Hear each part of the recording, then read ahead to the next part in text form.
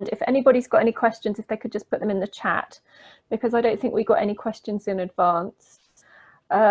So we're breaking for the summer holidays, and obviously we don't know whether or not we're going to be going back to doing lots of virtual events again, or it's going to be more in real life. It's the same both for Fashion Roundtable and also for our parliamentary events, because my sense is the House of Commons are going back, the House of Lords are being a little bit more reticent, possibly because lots of them are older. This is the last of the Fashion Roundtable lockdown series of webinars that we've done. Basically since the beginning of lockdown, way back end of March, we've done one a week. It's been a huge amount of work for us in terms of trying to organise different speakers and different content, both looking at really strong policy agendas around workers' rights, around payments, speaking to the unions, speaking to policy leaders, speaking to MPs and peers, but also speaking to people from the fashion industry. And again, what I've seen in my life working on policy over the last several years is that fashion just isn't part of the conversation in policy. And that's something that we have really tried to kick back against, because it's just ridiculous for such an important sector. We are the largest of the creative industries, but the news from COVID is very worrying. The BFC's report on COVID, which has been developed by Oxford Economics, who they work with a lot, is that we will be losing around 250,000 workers from the UK fashion economy, which is something like a quarter, just over a quarter. It's just horrendous. We've also been doing lots of work looking obviously at the work of that wasn't news to us, about what's been going on in Leicester, about what's been going on overseas with our work for our other APPG, which is the Ethics and Sustainability in Fashion all-party parliamentary group. We had a very successful evidence session, and we had Labour Behind the Label speaking, Anti-Slavery Org, Tradecraft, lots of content that you can see on our newsletter. But also, and the reason why we're here now, is for our first APPG, because we run two, is the Textiles and Fashion all-party parliamentary group. And I really launched that with literally just my phone, no funding from anybody, and lots of chutzpah, I guess you'd say, 2 years ago, around the same time that we launched Fashion Roundtable. And it became very obvious to me through the conversations I was having both with Karen, who's our fashion director at Fashion Roundtable, and also always it was one of the pillars of Fashion Roundtable, that diversity, which I mean, we're hearing a lot about now. In fact, there's another report that came out today from the Creative Industries Council. This conversation wasn't really happening even only a few years ago when we started, because we're only 2.5 years old. So we had lots of conversations around this topic. And Karen has been with me. She was the first person I asked to join Fashion Roundtable. And we decided that for the Textiles and Fashion all-party parliamentary group, I'm going to call it APPG because it's quicker, we developed a strategy to work on the first fashion-related representation and inclusion paper. So we started on that a year ago. We had meetings in Parliament. We organised an advisory council, of which Cynthia and Eden have participated. And we've had a series of more Chatham House, meaning more private conversations with evidence givers, giving evidence about what they've felt in terms of discrimination, prejudice, obstacles and potential solutions, which could become recommendations for the policy paper. And because until very recently, I'd say sadly too recently, there hasn't been enough of the conversation for this. We've done it off our own backs. It's not been funded. It's been a labour of love for us because we feel it's so important. It's so important to the sector to understand what's holding people back and what we can do, especially I would say in a time when we're leaving the EU, when we've just had COVID, the economic forecasts are very bad. Surely it makes economic sense to be more inclusive, and anyway, as citizens and humanitarians, surely this has to be the direction of travel. So yesterday, for instance, we had an evidence session with educators. It was very moving, very, very hard to hear some of the obstacles and the issues that people who are in the education system have dealt with, the impacts of prejudice, of racism, of holding people back, both in positions of power as educators or students. It was really upsetting. And we've heard these stories again and again and again. And actually, I have to really say a big thank you to Eden, who's been really helpful to us in informing and organising with Sarah, who's the person who's let you in, the speakers and the evidence givers. And it was very important to us that we brought this conversation to a wider public through this, because it will also go on our YouTube, and therefore will be shared in our newsletter, which reaches lots and lots of people, that we have a discussion about what we've been doing. So first of all, I'm just going to go to Karen, who's our fashion director at Fashion Roundtable, because she also, a lot of you dialed in, and it was a really, really brilliantly curated webinar that we did last month, I think it was, on Black Lives Matter in the fashion industry. And it was an excellent conversation. And if you haven't seen it, I urge you to go to our YouTube to have a look at it, which is obviously called Fashion Roundtable. Karen, you've been with me since the beginning of Fashion Roundtable. How have you seen this arc of what we've been doing? And also, how have people reacted to it, do you think? Well, I think first to say, and to, you know, one of my most important words is to call receipts. I like to see receipts. I like to give receipts. And I think that Fashion Roundtable holds the receipt of talking about this thing about inclusion and the whole Black Lives Matters movement. We were talking about it before it's become on trend. I can say to myself now, thank God it has come on trend, because things have opened up. But we've been doing this from day one. And because we understood that this is something that's been going on forever. It's not something that's just happened yesterday or today. Number two, you cannot compare anything to the Black Lives Matter movement that is going on right now. Nothing you can compare. And it's blown up to such a proportion that the work that we've done already, sad to say, people have had to die, and people are still dying every day, but it is actually helping us for the work we've done to explode it into a much more global point of view, which means if it's global, the UK cannot ignore it. So I think it's a very important thing now more than ever to understand this is not a social trend. This has been happening before I was born. And coming from America, we come from a place where, you know, we were slaves. So we are constantly growing up, proving ourselves over and over again that we are equal in every, you know, sector of work that we do. Fashion has gotten away with murder for quite a long time, and the party's now over. Why? Because at the end of the day, fashion doesn't exist without the consumer. And the consumer that spends more money than anyone is the Black consumer and the gay consumer. So it's time to get it together. Time to understand that more than ever, we have to respect the consumer, as well as have an ability to understand the humanity of the consumer. Of course, we're talking about what's going on in Leicester. It's not a surprise, and it's not a shock. Thank God it's been pulled up. And I think this is the year to pull everyone up and everything up that has been going wrong for so many years. So hopefully, just because it was a tragedy that happened with George Floyd, we are now coming to terms with much more information socially than we've ever done before. The one thing that's been part of the conversations I've had with Royce, who's our academic lead for the paper, is that actually, although we look at this as though, well, it makes economic sense, the paradigm of white supremacy means that there's a leadership that actually don't want economic improvement by having more diversity and inclusion. Someone's got a runaway car coming to get them. I can hear lots of background noise. Sorry about that. Yes, it's life in a big city.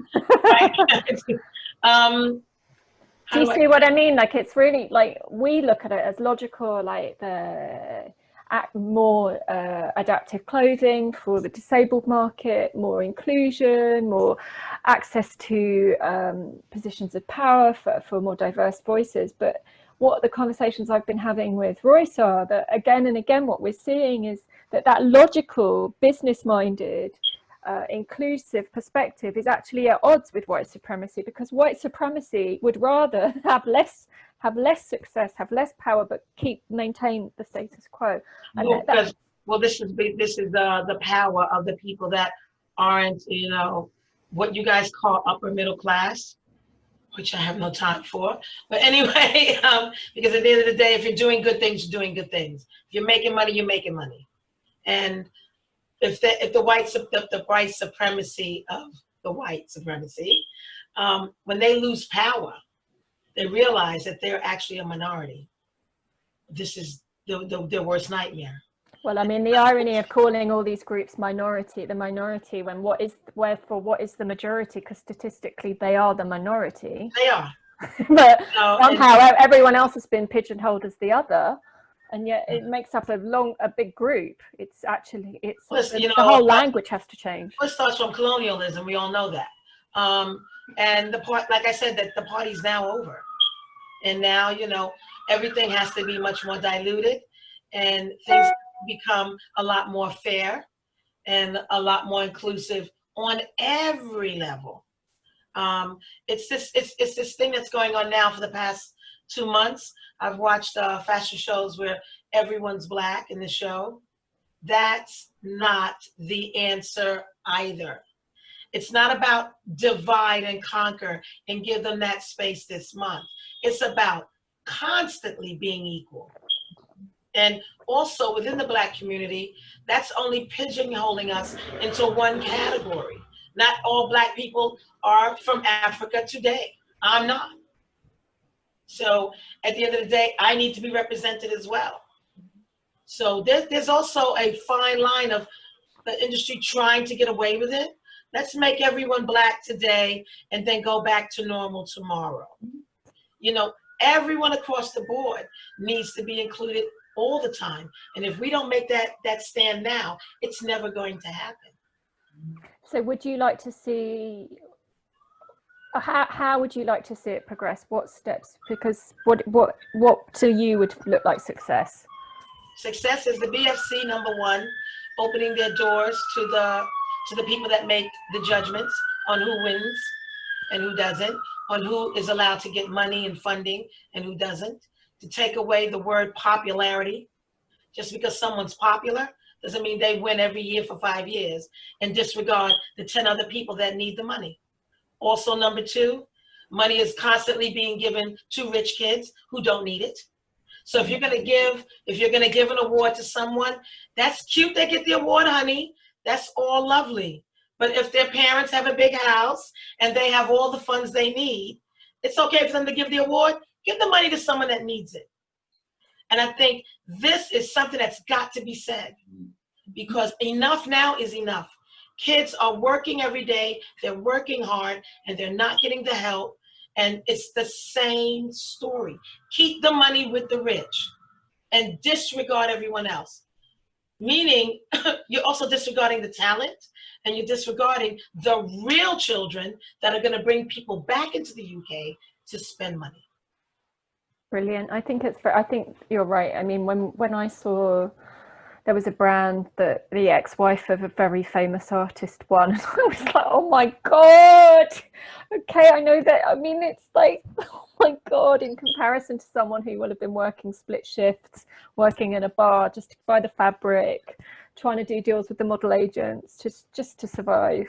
You know what I'm talking about. Exactly. I've been in the studio. We're getting the coffee from the shop. Let's go. Exactly.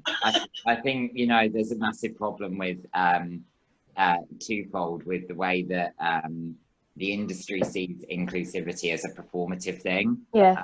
And I think that's even the way that some fashion houses, quite a lot of fashion houses, tend to kind of look at diversity in the way that they cast their shows, because they do it in a performative manner rather than in a manner that's actually true. You know, we're probably one of the most diverse shows on the calendar globally, but even we get constantly pulled up about you know, the amount of people of color or the amount of people with ability issues that we have in our show. But the way that we view it is that each person is part of this kind of jigsaw piece that builds up each season. And I'm not going to just shove someone in the show because they tick a box. It needs to be the right identity that they are happy with. The way that they're being dressed in the show is really important. I think that is, you know, with any person from a background that's marginalised. But I think there is a massive. Karen has been working with us from very early on, and has been a massive influence to myself and my business partner Tom. And you know, she has seen firsthand the problems that we faced. Myself and Tom come from working class backgrounds. I was homeschooled my whole life. People like me shouldn't get these opportunities, and it has been a constant uphill battle to be able to do what we're doing and grow. Now the business is actually growing, to be able to have the same opportunities that other people do. I think there's a massive issue where you've got people that are continuously winning these cash prizes, who already come from a place of privilege in the first place.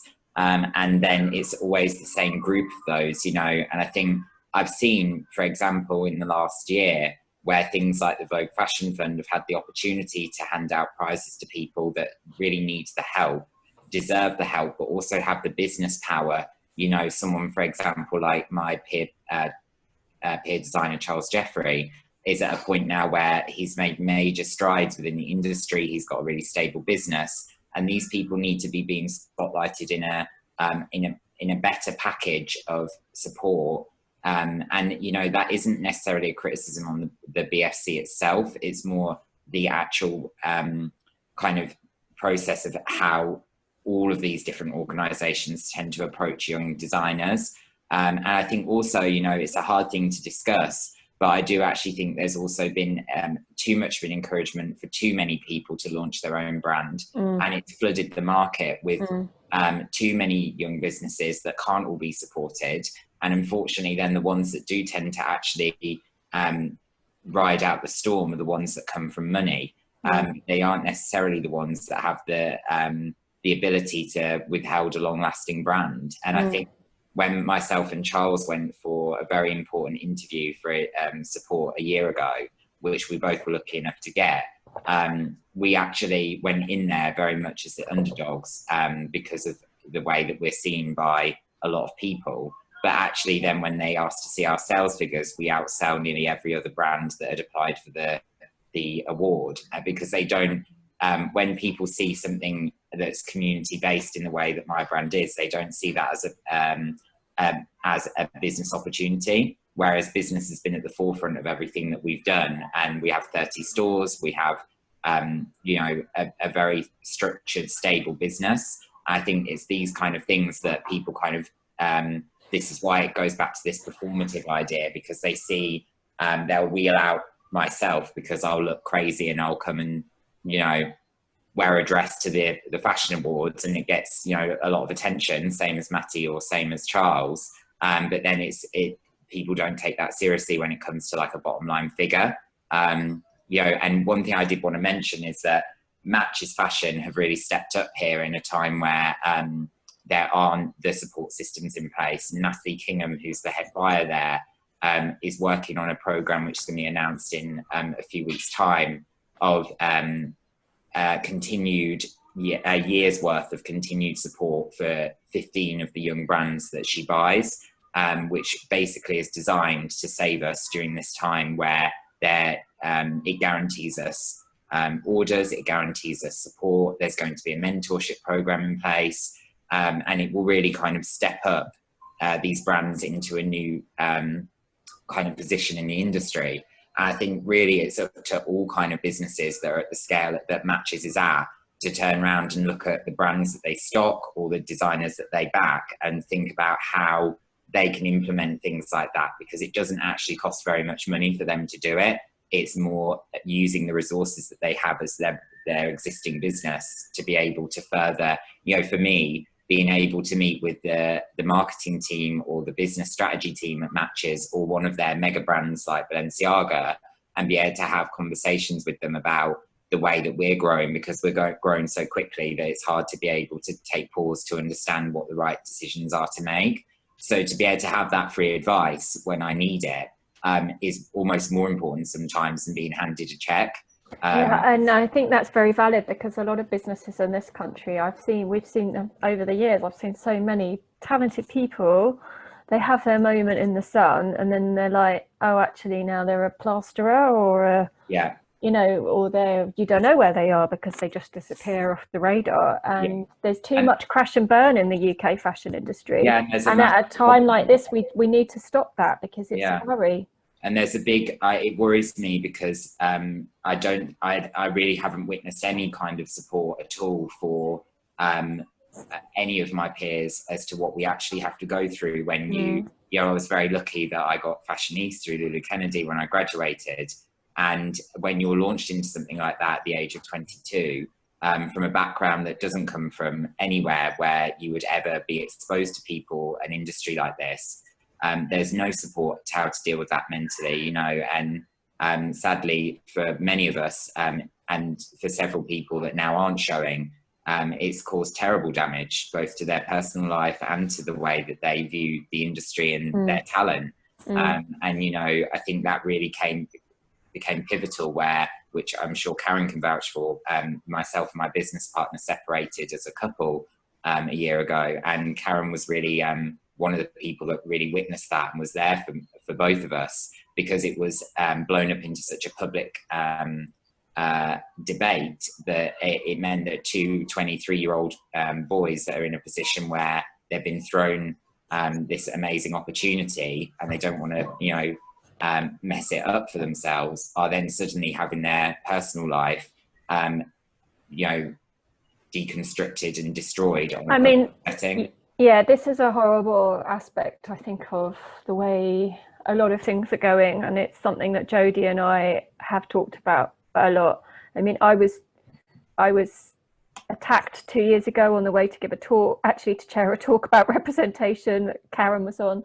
It then got into the news. I was then trolled by supremacists. I had death threats, and it was really tough. But the only way I've personally been able to handle it is to know that when I can speak to other people, I mean, it's mortifying because I hate hate it.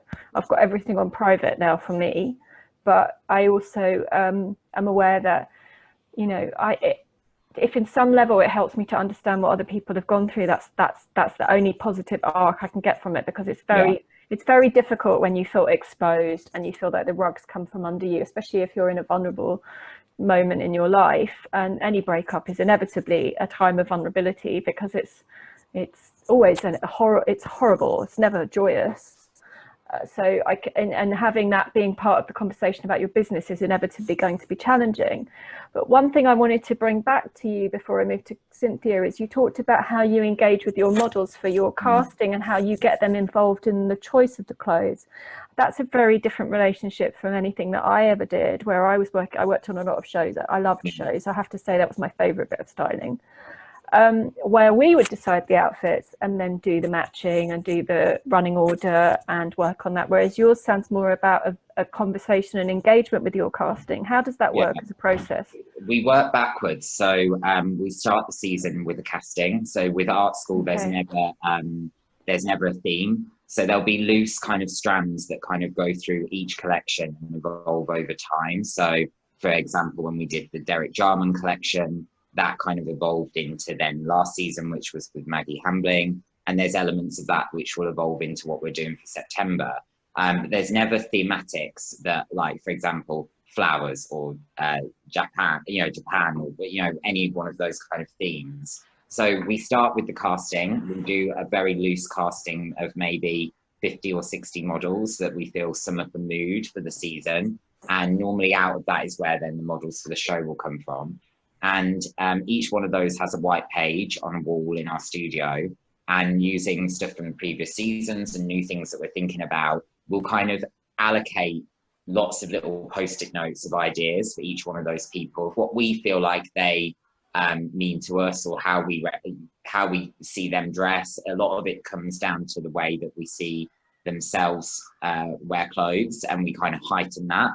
And then at the fittings, each person has an hour time slot at our fittings, and they have a hair and makeup test done, whether they're in the show or not.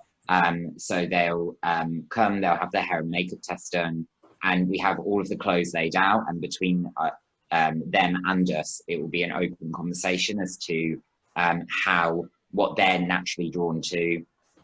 So for example, we work a lot with quite a few amazing older women. Karen Franklin's in the next show, so she's going to join the ranks of those women.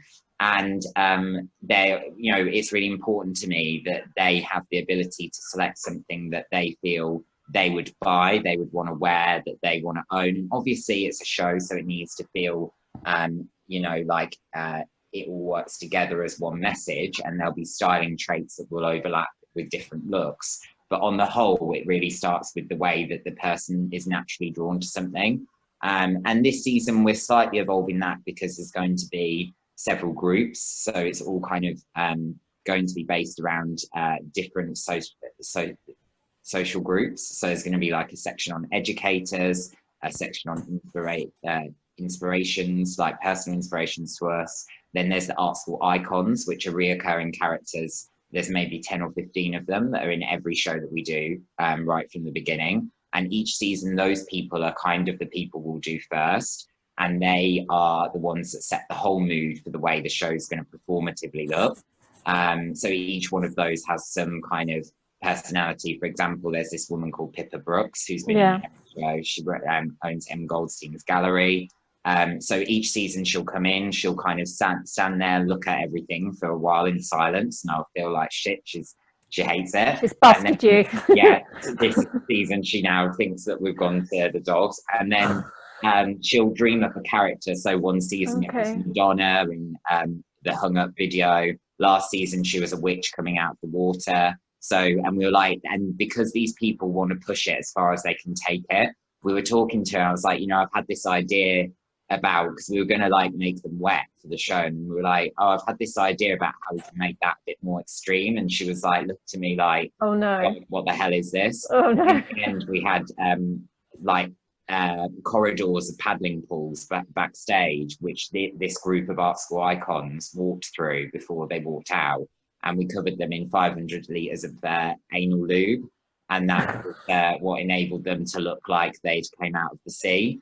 So yeah, Pippa was an art school mermaid, a white witch from the emerging from the sea last season. So yeah, it's a deeply personal thing, and it actually, by the time we get to the show day, it's a very emotionally exhausting thing for myself and Tom now, because we're not together romantically. We share this business, and that's very special to us. But we also share that business with this community of people. And each season we'll add new people to that, and there'll be new people that kind of appear as then major characters. So, I mean, it's very different, and I can understand. I mean, that's what's interesting to me about the fact that Matches have got behind it, because I know Matches really have helped JJ Noki, who I'm a huge fan of, who I've known forever, and they really helped him come back. Yeah.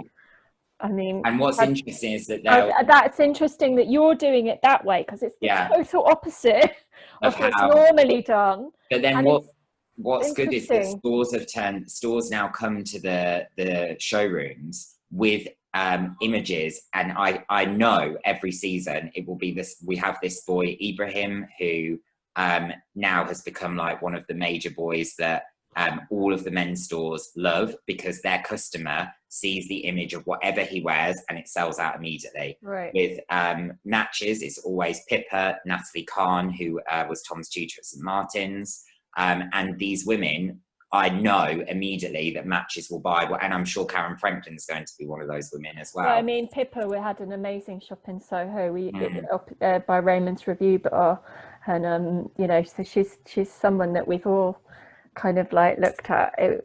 For me, she was high-heeled sandals and socks. And it's amazing that Matches have understood that there's a dialogue there between the person that's buying the clothes on the website and seeing the person that then is in our show, and understanding that that's how, a woman who's not involved in fashion but has the spare money to be able to buy clothes of quality from Matches that she will see those images and think, you know what, I can really understand how I can look good in that.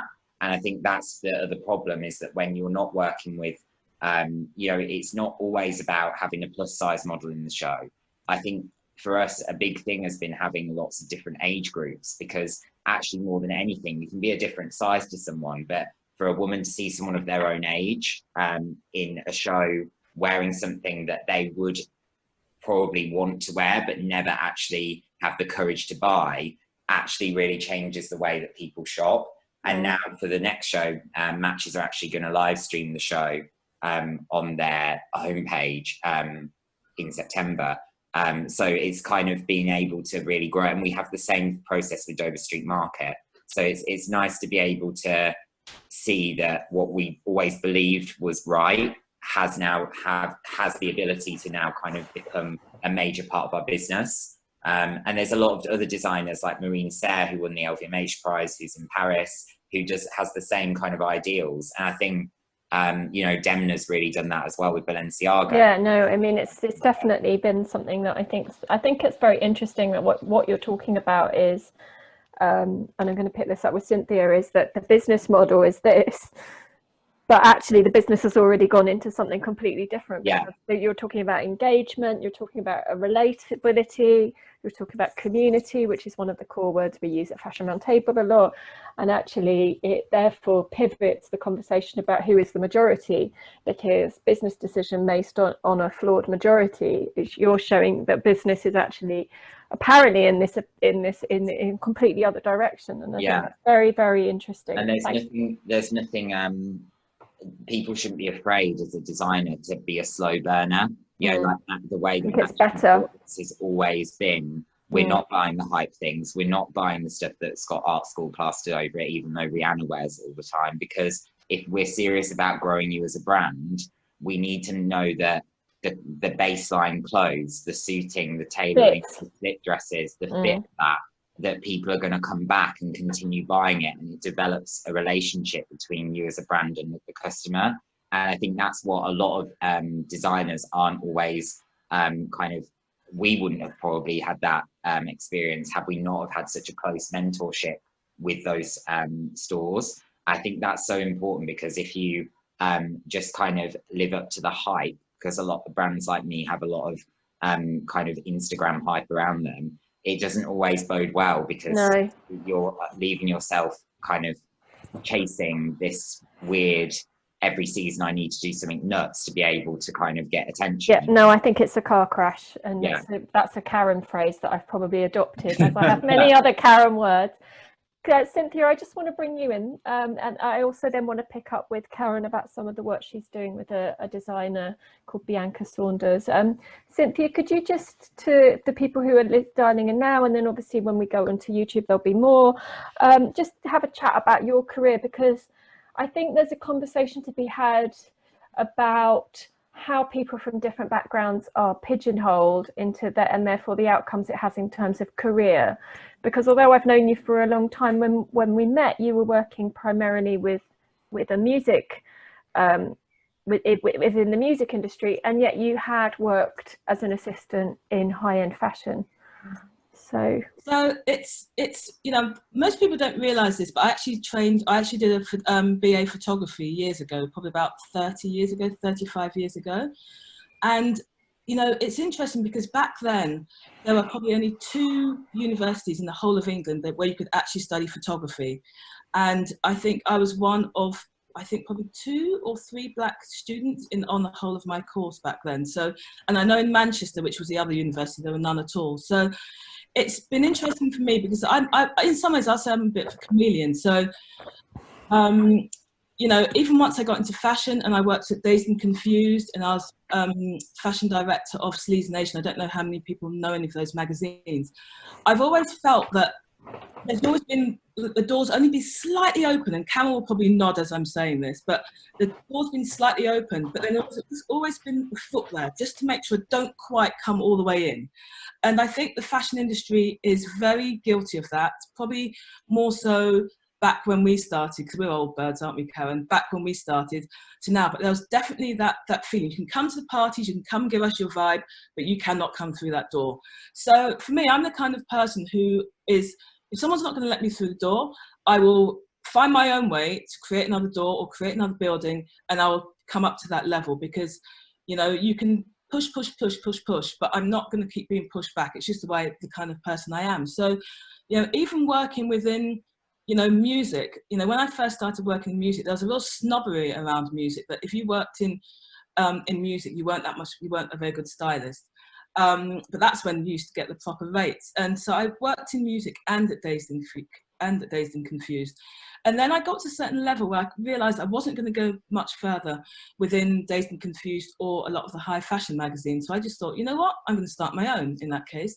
And that's exactly what I did. I co-founded Vault magazine with a friend of mine, which ran for, you know, about 10, 15 years.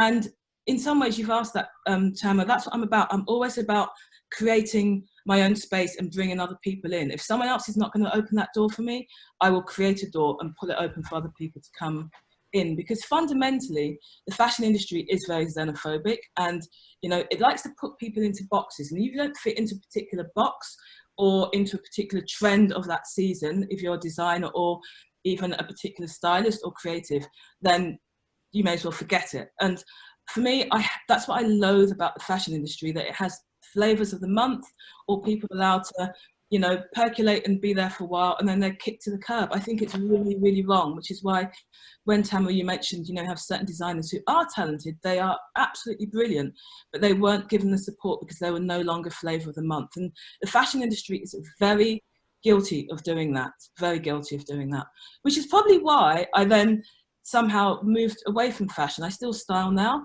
but I've moved much more into costume design on film. So that's where I'm going to next. And really, my photography background and fashion background really stand me well in that particular industry. So that's where I'm carving my way now. But going back to representation within fashion, I think at the moment there has been some headway, because what Edward is doing is absolutely, you cannot fault what Edward's doing at the moment. He's doing an absolutely brilliant job. And I sometimes feel that when the door is open for one or two people, then there's a lot of weight on them, because everyone from outside, everyone else of colour or from a particular group is looking at that one person to make everything right that's been wrong thus far. And that's not going to happen just in one day. It's not going to happen in 1 week. It's not going to happen in one. Well, not if he's asked to go through the service door at his own place of business. Not at all. That's happened to me before, actually, to be honest with you, but not at Vogue, but at other places, and it is not cool.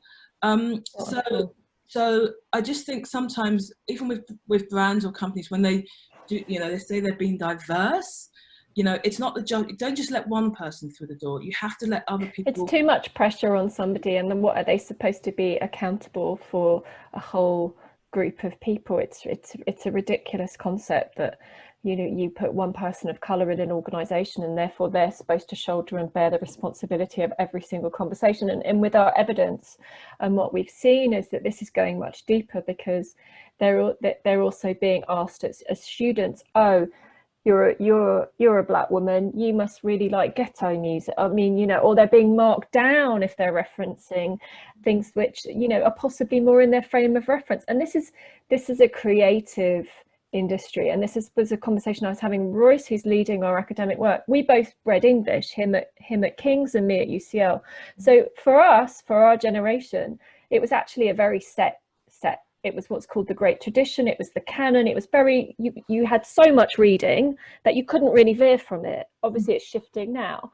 But in a fashion degree, there is much more interpretation, even at a B level and a BA level, an opportunity to bring in your own resources. And if you can't bring what's relevant to you and to your cultural narrative, or if you do, you're going to be marked down for it, when it's completely actually valid in the marketplace, as we've seen again and again with different businesses.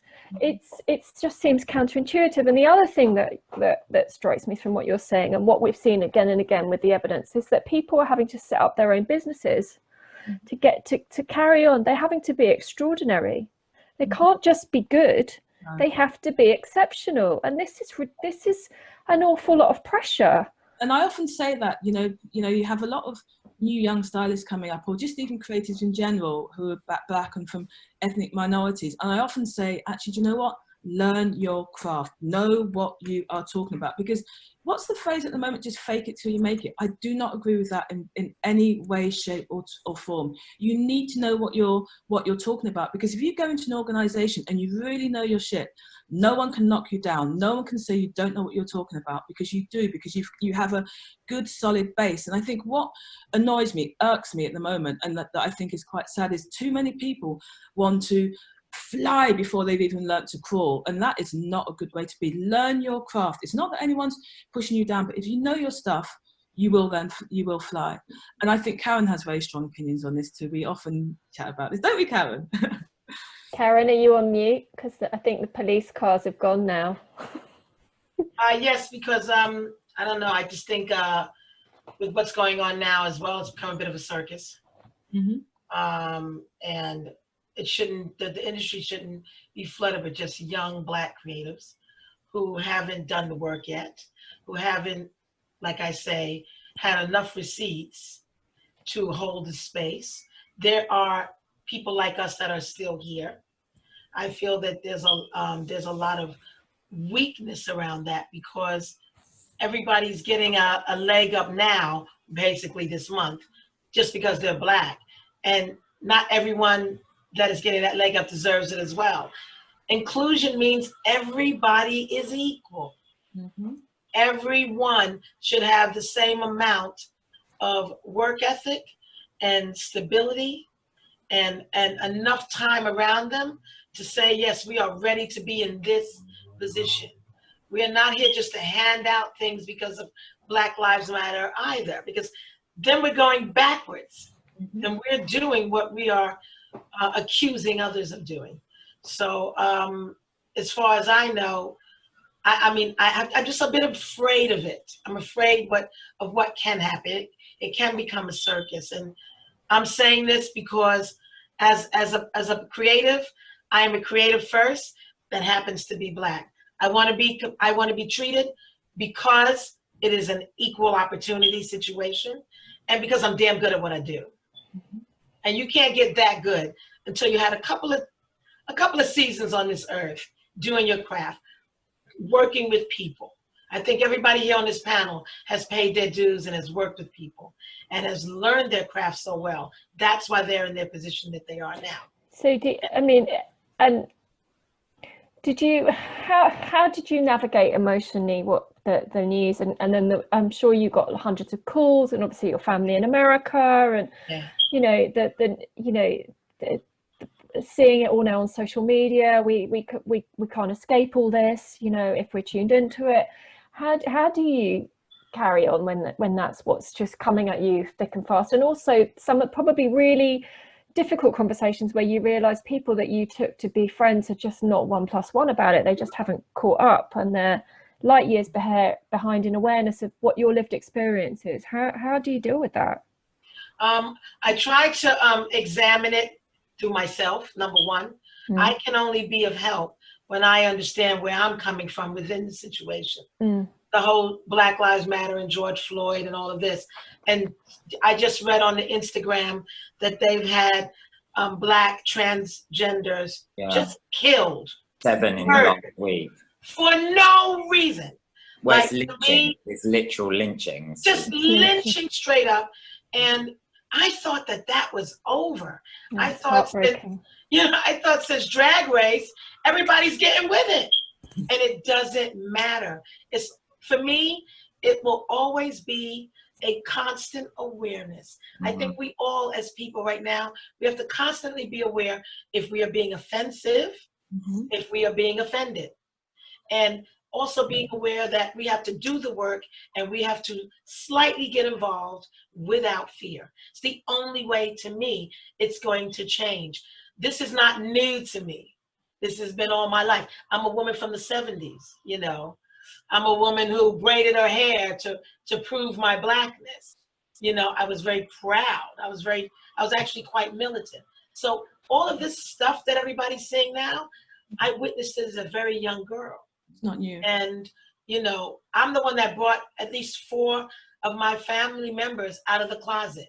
So I have that depth of sympathy of all this that's going on now, the hatred and the disenfranchising of inclusion.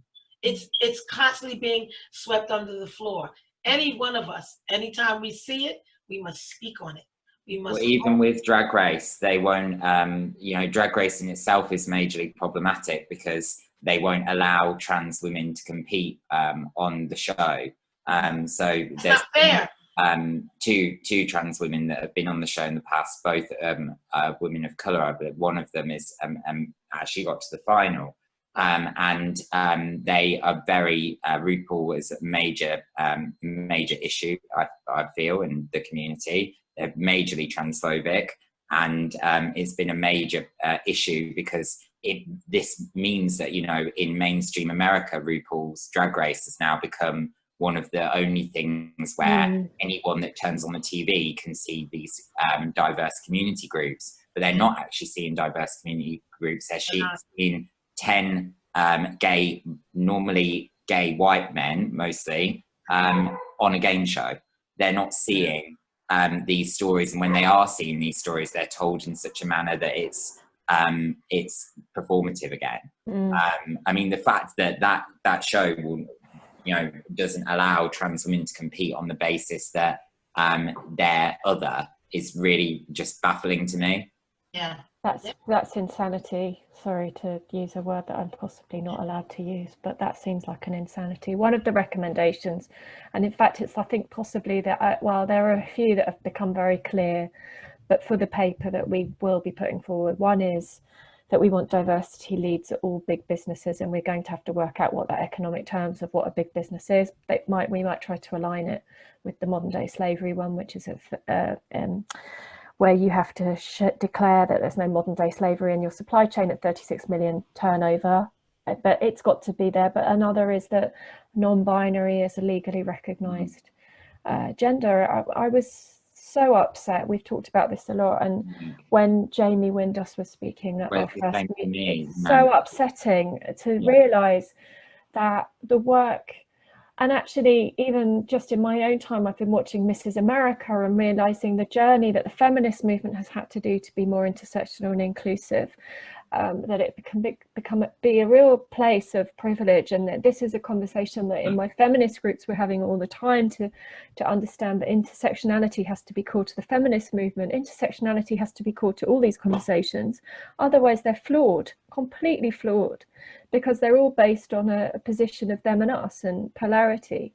And I hope that fashion in its way both recognises its value as a business, but therefore recognises what its job is as a role as a community, because I think this has been a problem consistently, that it's not understood it. And I can't imagine for you, Karen, particularly growing up in America in the 70s and then having this experience while you were away from your family during a lockdown, getting all the calls that I know you were getting from your family, and you know how troubling it is in a kind of, I mean, you know, Trump's America is Mark II of Reagan. I mean, what year did you leave? What year did you leave? Oh, I left in I got here in 1993. Okay. I mean, I do have to say this one thing, really important for everyone that's listening, that in the UK, I have had the least racism in my entire life. And I have to put my hand up on that. And that's why I still live here. So it's not half as bad as it is everywhere else. It really isn't. And everyone on this panel, we're all friends. We've never had those conversations or those issues on any level. So for me, it's, at least you are one step ahead in the UK. At least socially, it is the most diverse place I've ever been. And no other places like this. I totally agree with you, Karen. It is diverse, but I still do feel that, you know, may the deaths, you know, the murders of, you know, George Floyd and other people who've been murdered this year or the last year, may they not be in vain, because so far now this year, so many questions. I remember when we first had this first panel, one of the things that come up was that there are some seriously uncomfortable questions and conversations that need to be had. They desperately need to be had.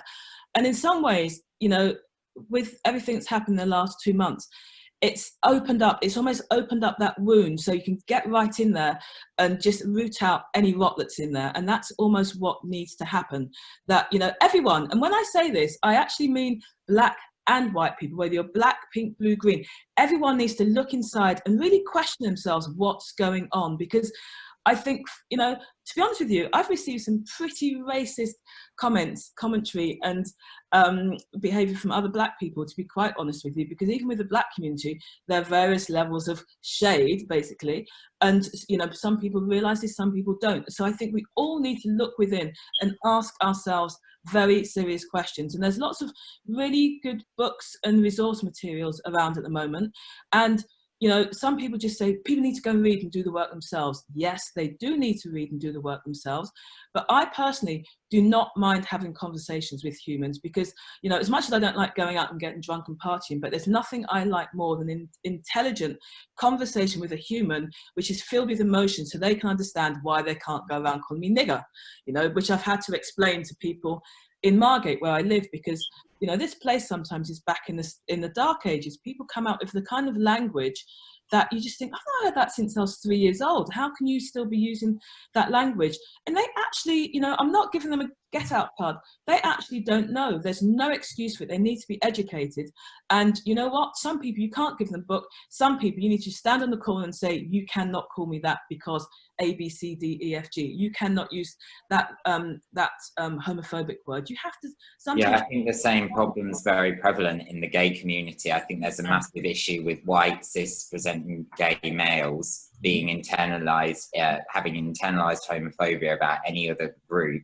I think there's massive issues about body shaming in the gay community. I think about feminine, like being effeminate. I think it's the same conversations to be had there. And I actually think you're right, you can wave as many kind of books at people, but I think until someone who hears it from someone else and maybe they respect that person anyway, and they hear that person's views on it, it then has a bit more of an impact. I think things need to be visceral. We need to understand it on an emotional and an intellectual level, 101. I'm reading a book, and I'm a big book reader. I am and have remained since I did an English degree, but there's reading a book, and then there's having a conversation, and there's also experience. So, I mean, I draw on all of us. I can see people from many diverse backgrounds who've dialed in, and there will be many people from diverse backgrounds who dialed in to the conversation that Karen chaired last month, and then we'll see this on our YouTube, and it's on all of us. I believe looking at our experience to understand the humanity of it. However, I have to say that I hadn't even considered the statue in Bristol. I had thought about the names of the streets that I think are very uncomfortable in Bristol, and the fact that so many of the ships went from Bristol, but I hadn't actually known about the statue until it went in. And then the conversations that we've had as a family have been, well, can you imagine what that's like, walking past this statue, this honouring of this person, and what that must be like as to internalize that. And I thought what happened this week with the counter statue was very powerful, and the way that art is on the artist there, because I've just seen some very interesting comments from his ex partner. Actually, I don't know whether anyone's seen that on social media.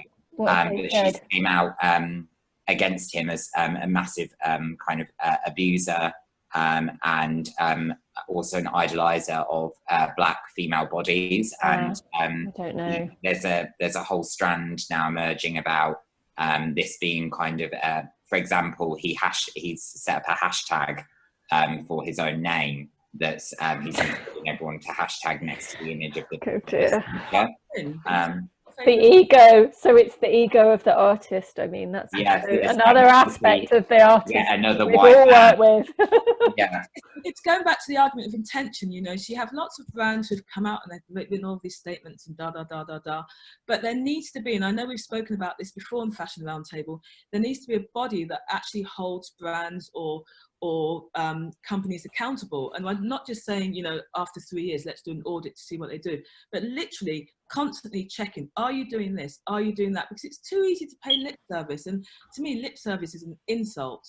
If you come out and post in black squares, you know, when everyone else, when things are trending, and then you just slide back into your old ways, it's no good. It's just tokenism, and it's not good enough. So there needs to be bodies within film, within advertising. I know the advertising industry is very hot on this at the moment, where brands and people are held accountable for their actions. It's not just about lip service at all. I had said something in a meeting that Fashion Roundtable had last year, and that same issue was a very big point I brought up, and I had stated that the bigger brands, even to start, that they should be penalized when they are not coming correct with diversity. Just straight up, they have to pay the money out. No one wants to lose the money. We can't control the way people feel, but we can at least demand that there's fairness across the board. And if they don't work it that way, they have to pay. Yeah. There has to be a penalty, because unfortunately, that's where you hit people hardest, is with their pocket. No one wants to pay that penalty. Jody, and they can also be shut down.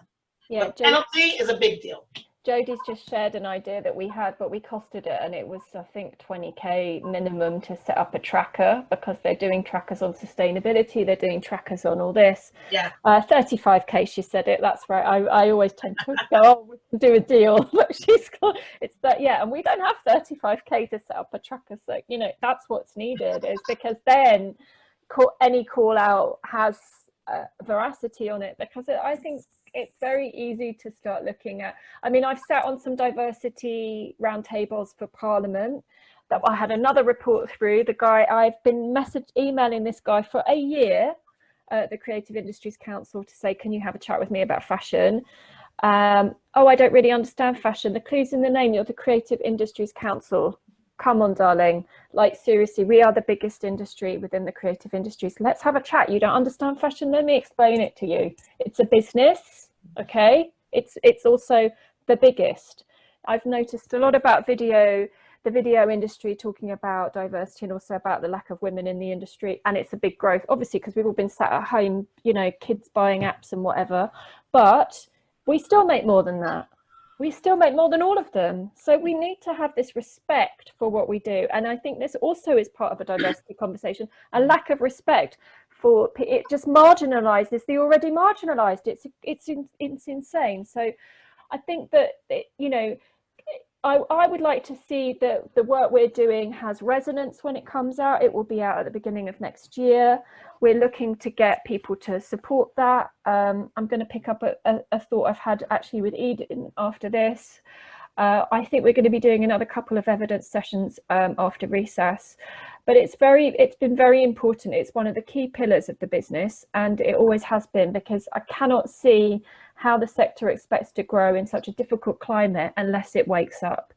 So I don't know the Mark Quinn story. I'll be honest with you about what he did or didn't do to his ex-partner, but I think that it also is not unusual for artists to be megalomaniacs, Eden. It's really not. I did a lot of work I used to do a lot of art photography styling, because I loved working with them, and they were a certain kind of person, you know. They were all like, here I am, you know. Yeah. And they're amazing, but they were also like, they took up a lot of oxygen in the way that a fashion photographer, even though they can be all kind of, yeah, and here it was even more for them, because it was their vision, it wasn't our vision. Whereas at least in fashion it can be our vision. It was, here I am, and you've got to like work with me because I'm the artist. And you know, fashion, we don't call ourselves artists, do we? We say we work in fashion and we've got a job, you know.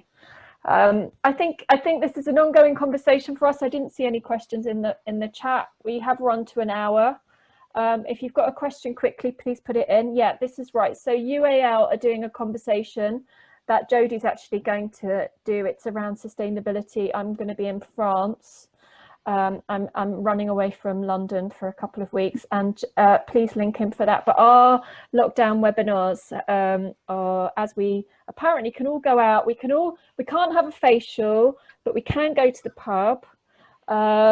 You can get your beard clipped, but we can't have our eyebrows plucked. But yeah, it's great. We can all get out. So it was a really important for us to do this lockdown series. It's been a very important way for us to engage with people. It's been very interesting trying to read non-verbal communication on a screen, normally with a child running back and forth as well. I think Eden's seen my son in every single, he's normally here coming in trying to do that. Part of our conversation. Yeah, he's at guitar, but he's coming back at any minute. But I just want to say thank you to Eden, thank you to Karen as always, our fashion director, and thank you to Cynthia. There's so many threads to this conversation. There's the economics, there's the emotional, there's the structural, and the more and more that I dig into the work that Royce is doing, because he's incredible, he's our academic lead on this, the more I'm seeing the structural issues are absolutely underlining all of this. Because what we're looking at, as I said, is we're looking at what it makes economic sense versus, well, I don't care about the economics. And Brexit also, I know I bring it up every time, and Jodie's probably going, oh no, not again. Here she goes on about Brexit. But Brexit to me and this conversation are very entwined, because they're all around identity. And I think it's a time to stand up for who we are and celebrate that, especially in such a difficult time. So have a lovely weekend, everyone. Thank you. And so, thank you so much, because Cynthia, I'm sorry that you didn't get that email with the right contact, but thank you for dialing in. And thank you, Eden, and fantastic that you've got all those stores. I'm really proud of you. And Karen, we didn't talk about Bianca Saunders. Oh my God, we missed it. So Karen works with Bianca Saunders. She's an amazing talent. Do you just want to quickly, before we go, just mention a bit about her, because you work with her very closely? I just think now that because of this whole Black Lives Matter scenario, I think she's been giving a little bit of a leg up, and she's been getting a lot more press. And if this is what needs to happen to help her and people like her, I'm all for it. Anyone that feels that they can help these young people that are just starting out, that really need the help, not the people that have, that can tailor, that can cut, that do the work. The people do the work. You know, I think I just think it's all inspiring to me. And, you know, watching Eden work is incredible. So I'm very proud of the young ones.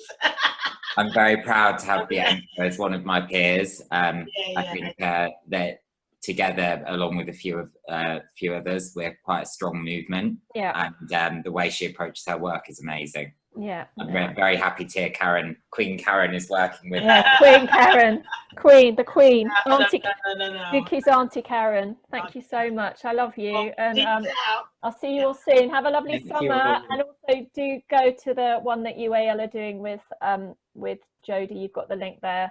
Radical Sustainabilities. What a brilliant name. All right. Have a great weekend, everyone. Take care. Bye, everyone. Bye.